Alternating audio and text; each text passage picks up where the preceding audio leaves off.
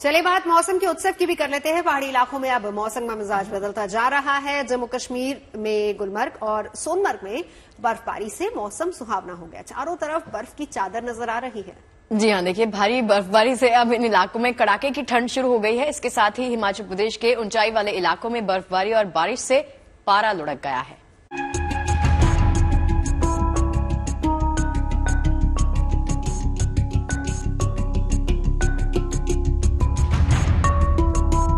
पहाड़ी इलाकों में बदलता मौसम का मिजाज, बर्फबारी से लौटी वादियों में रौनक। गुलमर्ग और सोनमर्ग में हुई बर्फबारी। आसमान से गिरती बर्फ की इन फाहों ने जम्मू कश्मीर की सुंदरता में एक और चार चांद लगा दिया है।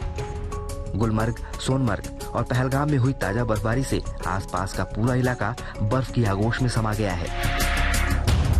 एक तरफ जम्मू कश्मीर में जहां ऊंचाई वाले इलाकों में बर्फबारी हो रही है, तो वहीं श्रीनगर के मैदानी इलाकों में बारिश हुई और जम्मू कश्मीर में अब कड़ाके की ठंड ने दस्तक दे दी है। कश्मीर में मौसम का मिजाज बदला। जहां एक तरफ पहाड़ी इलाकों में बर्फबारी हुई, वहीं श्रीनगर और मैदानी इलाकों में बारिशें हुई। सोनमर्ग, गुलमर्ग और पहलगाम में हल्की बर्फबारी हुई है, बल्कि बर्फबारी के चलते श्रीनगर को पुंछ से मिलाने वाला मुगल रोड भी बंद कर दिया गया है यातायात के लिए, और साथ ही साथ करगिल राजमार्ग भी यातायात के लिए बंद कर दिया गया है। जम्मू कश्मीर में हुई ताजा बर्फबारी से अब सैलानियों के चेहरे भी खिल उठे हैं। मानो यहाँ बर्फबारी से पर्यटकों के दिल की मुराद पूरी हो गई। अब ऐसे में उम्मीद है कि जम्मू कश्मीर के इन इलाकों में आने वाले दिनों में सैलानियों की तादाद भी बढ़ेगी और वादियां एक बार फिर से पर्यटकों से गुलजार हो जाएगी। दूसरी तरफ कश्मीर आने वाले पर्यटकों के लिए कश्मीर के पर्यटन स्थलों पर हुई इस बर्फबारी ने कहीं न कहीं उत्साह बढ़ा दिया है। सिर्फ जम्मू कश्मीर ही नहीं, बल्कि हिमाचल में भी मौसम का हाल कुछ ऐसा ही है। यहाँ भी ऊंचाई वाले इलाकों में बर्फबारी और बारिश से पारा लुढ़क गया और पूरे इलाके में कड़ाके की सर्दी शुरू हो गई। मौसम विभाग ने भी इस बात के संकेत दिए हैं कि अगले कुछ दिनों तक हिमाचल में बर्फबारी का ये दौर यूं ही जारी रहेगा, यानी कि पहाड़ी इलाकों में सैलानियों के आने का सिलसिला अब और भी बढ़ेगा, जिससे न सिर्फ यहाँ के लोकल कारोबारियों को फायदा होगा, बल्कि पहाड़ी इलाकों में विकास को नई रफ्तार भी मिलेगी। श्रीनगर से अशरफ वाणी के साथ bureau report, good news today. पहाड़ों पर बर्फकाल की ये तो बस शुरुआत है। धीरे धीरे उत्तराखंड से हिमाचल और जम्मू कश्मीर तक सफेद चादर का दायरा बढ़ता चला जाएगा। कुदरत का ये करिश्मा पूरी तरह पहाड़ों को अपने आगोश में ले लेगा, जिसकी झलक अभी से दिखने लगी है। हिमाचल प्रदेश में रोहतांग टनल के पास इतनी बर्फबारी हुई है कि सब कुछ सफेद नजर आ रहा है। उत्तराखंड के चमोली जिले में बद्रीनाथ धाम की तमाम जो सड़कें हैं वो भी बर्फ से पटी हुई है, लेकिन इन दिनों बर्फ की सफेद चादर से वहां की नीति घाटी की रंगत निखर आई है।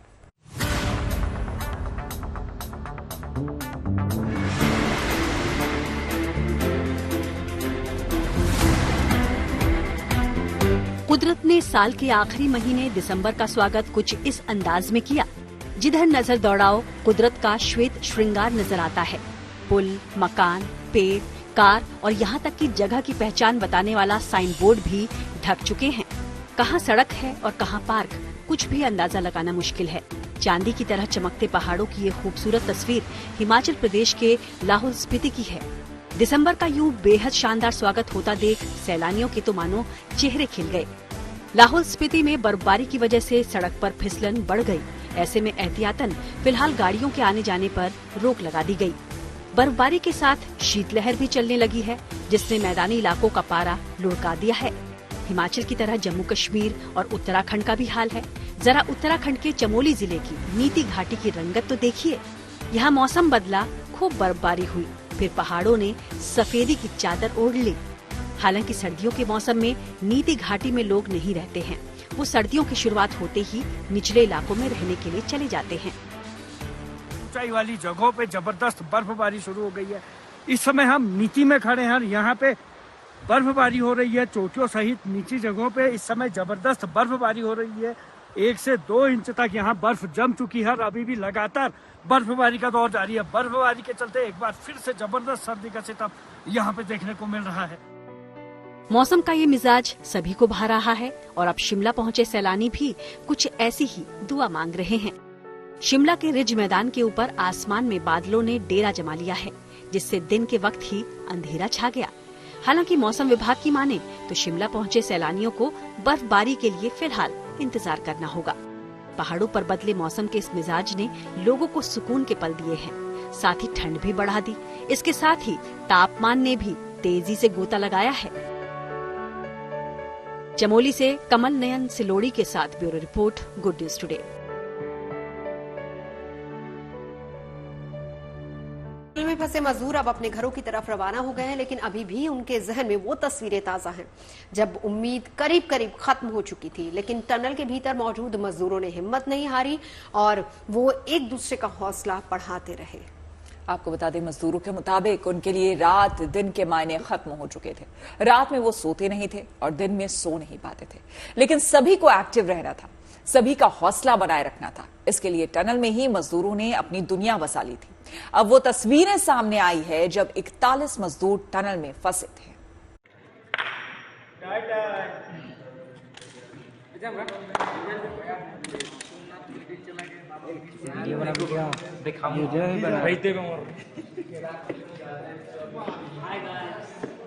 और दिखा रहे हैं क्या क्या आया है।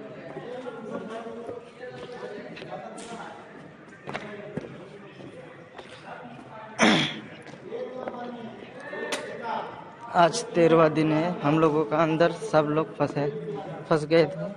पूरा पहाड़ गिर गया था। इन बोतलों में खाना आता था, आया है। अंजन पुरुष जी भी दिया है।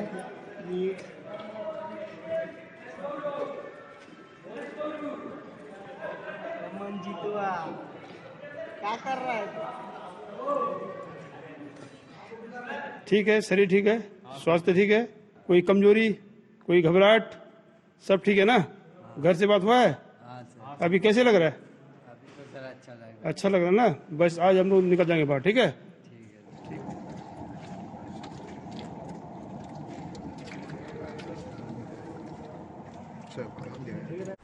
दिल्ली में वेस्ट टू वंडर पार्क में स्क्रैप से डायनासोर बनाया जा रहा है। जंगल की थीम पर बन रहे इस पार्क में वेस्ट मटेरियल से कुल 40 डायनासोर बनाए जा रहे हैं। देखिए, इन डायनासोर में सबसे लंबा डायनासोर 60 फीट का होगा, जिसके भीतर लोगों के बैठने की व्यवस्था की गई है और बच्चे उनसे बातें भी कर पाएंगे। देखिए, राजधानी दिल्ली में डायनासोर की ये दुनिया। दिल्ली में वेस्ट टू वंडर पार्क, राजधानी में डायनासोर की दुनिया। जंगल की थीम पर डायनासोर पार्क। दिल्ली में वेस्ट टू वंडर पार्क में वेस्ट मटेरियल का इस्तेमाल कर 40 डायनासोर बनाए जा रहे हैं और इसमें सबसे बड़ा डायनासोर 60 फीट का होगा, जिसमें लोहे के स्क्रैप का इस्तेमाल किया जा रहा है, जबकि 24 छोटे छोटे डायनासोर बनाए जा रहे हैं। बड़ी बात है कि ये दुनिया का पहला ऐसा डायनासोर पार्क है जो वेस्ट मटेरियल से तैयार किया गया है और इसमें 15 अलग अलग प्रजातियों के डायनासोर बनाए जा रहे हैं। अब बस कुछ दिनों का और इंतजार होगा और उसके बाद आप दिल्ली के सबसे बड़े डायनासोर पार्क, दिल्ली का सबसे बड़ा कहना तो गलत होगा, दुनिया का सबसे बड़ा डायनासोर पार्क जो स्क्रैप मटेरियल से बना है, वहां आप आएंगे, इसका लुत्फ उठा पाएंगे और एक साथ 15 अलग अलग तरह के जो डायनासोर हैं उन्हें देख पाएंगे। इस दिल्ली के वेस्ट टू वंडर पार्क में ही स्क्रैप मटेरियल से इस तरह के डायनासोर बनाए जा रहे हैं और सबसे खास बात यह है कि यहाँ पर इस तरह के 40 डायनासोर बनाए गए हैं। वेस्ट टू वंडर पार्क में बने डायनासोर की खासियत ये भी है कि ये डायनासोर न सिर्फ देखने में रियल लगेंगे, बल्कि इनकी आंखें, गर्दन और पूंछ में मूवमेंट भी होगा। इसके साथ बड़े आकार के डायनासोर के भीतर बैठने का भी इंतजाम किया गया है। मूवमेंट डाला है हमने, कुछ फ्लेम भी करेंगे मुंह से जो हमने डाला है टीरेक्स में।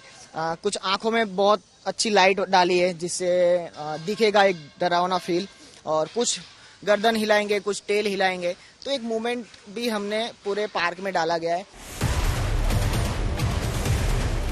दिल्ली एमसीडी की ओर से बनाया जा रहा ये पार्क पर्यावरण के लिहाज से काफी अहम है, क्योंकि इस पार्क बनाने के दौरान पहले से मौजूद किसी भी पेड़ या झाड़ी को काटा नहीं गया है। यानी कि ये डायनासोर पार्क जंगल थीम पर बनाया जा रहा है, जिसमें 300 टन स्क्रैप का इस्तेमाल किया गया है। हमने इस बार मेटल स्क्रैप को यूज किया है, CND वेस्ट को यूज किया है, टायर को यूज किया है, हॉर्टिकल्चर वेस्ट को यूज किया है। तो हर एक मीडियम को वेस्ट मटेरियल को यूज करके ये पूरा पार्क बनाया गया है, जिसमें अब ध्यान में रखा गया है कि बच्चे भी इसके साथ कुछ इंटरेक्टिव होंगे। दिल्ली में वेस्ट मटेरियल से बन रही डायनासोर की ये छोटी सी दुनिया आने वाले दिनों में सैलानियों के लिए बेहद खास होने वाली है। इस पार्क का 85% तक का काम पूरा हो चुका है और उम्मीद है कि ये आम लोगों के लिए डायनासोर पार्क नए साल के मौके पर खोल दिया जाएगा। दिल्ली से नीतू झा के साथ bureau report, good news today. और चलिए अब आपको केरल के कोट्टायम लेकर चलते हैं, जहां पर प्रकृति के खूबसूरत नजारों के बीच में थज थगाड़ी के लोग इकबाल लाइब्रेरी के साथ मिलकर हर साल पेंटिंग प्रतियोगिता का आयोजन करते हैं। और इस प्रतियोगिता में न केवल युवा बल्कि बड़े बुजुर्ग और बच्चे भी अपना हुनर दिखाते हैं।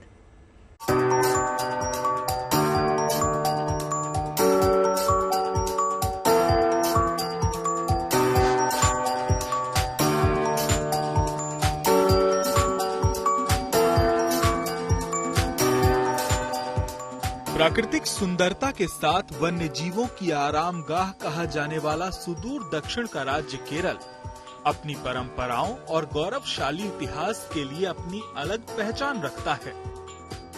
शिक्षा के मामले में केरल पहले से ही देश में सबसे आगे पायदान पर खड़ा है। बात अगर कला की हो तो यहाँ भी केरल का कोई सानी नहीं है। कला के प्रति यहाँ के लोगों का लगाव देखते ही बनता है। हम आपको लिए चलते हैं केरल के कोट्टायम। यहाँ प्रकृति के खूबसूरत नजारों के बीच थजथगाड़ी के स्थानीय लोगों इकबाल लाइब्रेरी के साथ मिलकर हर साल पेंटिंग प्रतियोगिता का आयोजन करते हैं। इस प्रतियोगिता में न केवल युवा बल्कि बड़े बुजुर्ग और बच्चे भी अपना हुनर दिखाते हैं। तालाब के किनारे प्रकृति की गोद में बैठकर ख्वाबों के पंख लगाकर उड़ते हुए कैनवास पर एक तस्वीर उकेरने और फिर उसमें इंद्रधनुष के रंग भरना, ये हर किसी के लिए दिल को सुकून देने वाला एहसास है। 1947 में आजादी से 2 महीने पहले से शुरू हुई ये पेंटिंग प्रतियोगिता वक्त के साथ यहाँ के लोगों के लिए जीवन का एक हिस्सा बन गई। इस पेंटिंग प्रतियोगिता के प्रति लोगों के उत्साह और उमंग का ही एक आलम है कि आज भी ये बदस्तूर जारी है। Bureau report, good news today. कहते हैं ना हालात को कोसो ना वक्त को कोसो। यकीन मानिए दोस्तों, सब कुछ बदलेगा अगर खुद को बदलो। जी हाँ, देखिए वक्त है जो लगातार बदलता है, किसी के लिए रुकता नहीं, इसलिए हमारी भी मजबूरी है आपसे विदा लेने की, मगर ये वादा रहेगा आपसे मुलाकात जरूर होगी। तो चलिए इस सर्दी की गर्मा-गर्म चाय के साथ अच्छे विचार, पॉजिटिव खबरों के साथ सोमवार शाम 5 बजे आपसे मुलाकात होगी। तब तक रखिए अपना ख्याल।